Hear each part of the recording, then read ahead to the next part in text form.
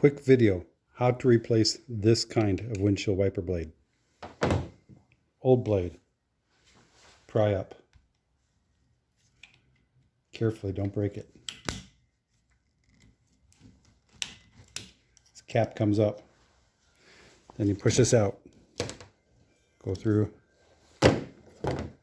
Take the new one. Same thing. Open it up here. Stick it through the hole. Loop it in. Close it. Pull off the guard. This guard. The green thing. There we go. Done.